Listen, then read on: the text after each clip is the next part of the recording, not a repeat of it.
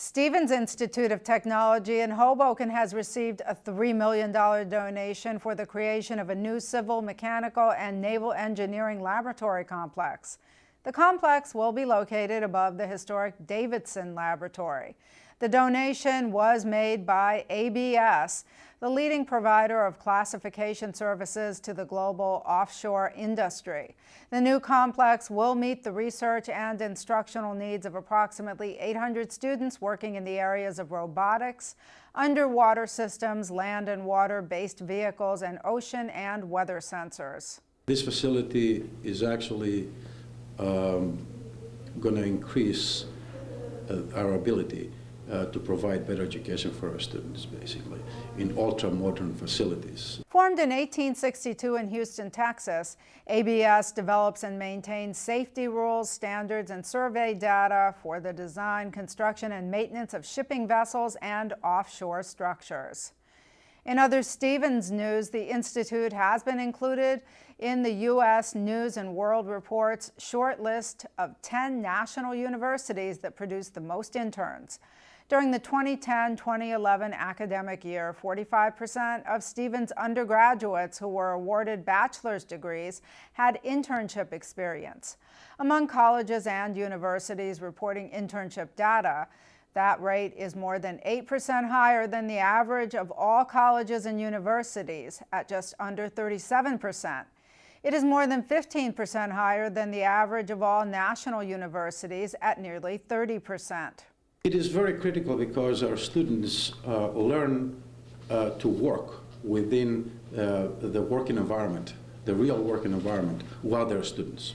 And that's why it's extremely important. It's extremely important also because we care very much about the careers of our students. So where students are doing their internships, the companies that are doing their internships, they get to know the students during the period that they are students. So a lot of our students have offers for employment after they complete their internships and while they're still students before they graduate. Earlier this year, Stevens was ranked 13th in the country for career services by the Princeton Review. It ranked number 12 for alumni with the highest mid-career salaries by CNNmoney.com.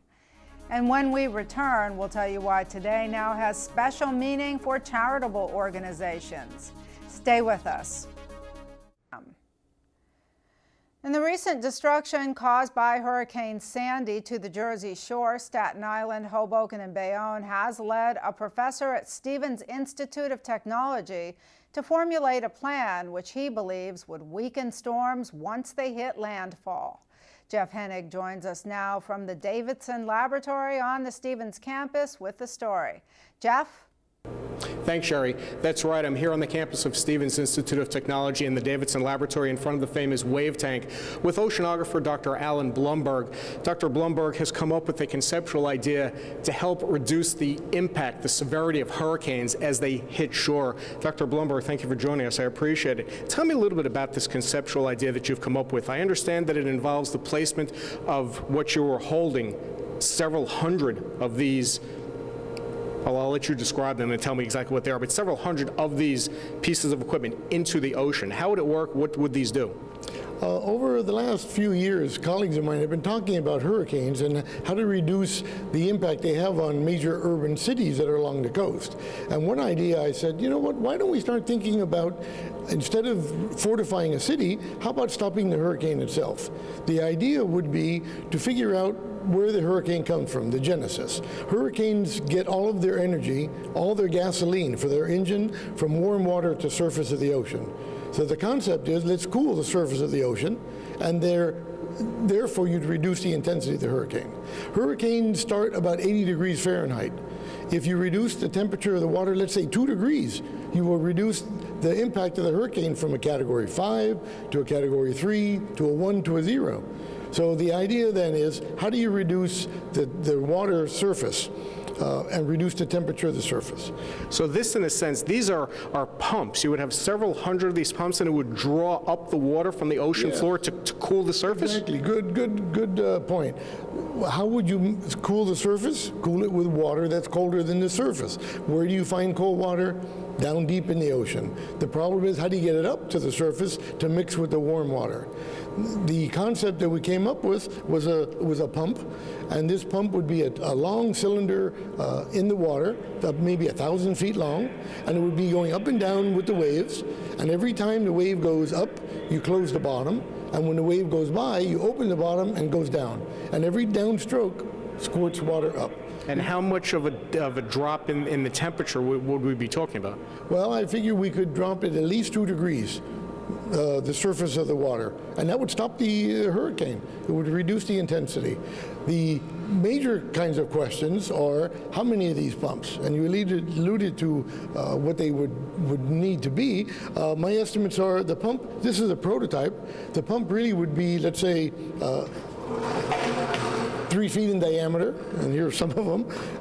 Instead of this 2 inches, they would go down 1,000 feet in the water column, and it would be 200,000 of them that we'd have to figure out how to deploy. And we'd need 2 days in advance of the hurricane to put them in the water, to bring up that cold water, mix it, and to be ready when the hurricane comes by. So we're talking about an awful lot of these pumps spread out over a fairly large distance, I would imagine. What type of a cost is involved with doing something like this? Well, what would that be? Well, hurricanes are large, and what we'd have to do is put these pumps under the eye. So we'd first have to figure out where the hurricane is going to go 2 days in advance, and we're getting better at that. And then we have to deploy these somehow to cover maybe 60 square miles. Hurricane is large, so I can't just have one spot of cooler water. It has to be spread out. So there'd be a lot of water to cover, and we need time to do that.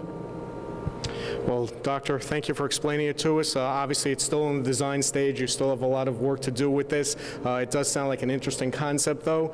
As we all know, Hurricane Sandy devastated the New Jersey shoreline, Staten Island, here in Hoboken itself. So you never know. This might actually be a way to help reduce the impact. Thank you for talking with us. I appreciate it. Thank you for being here. Sherry, that's it from the Davidson Laboratory. Back to you in the studio.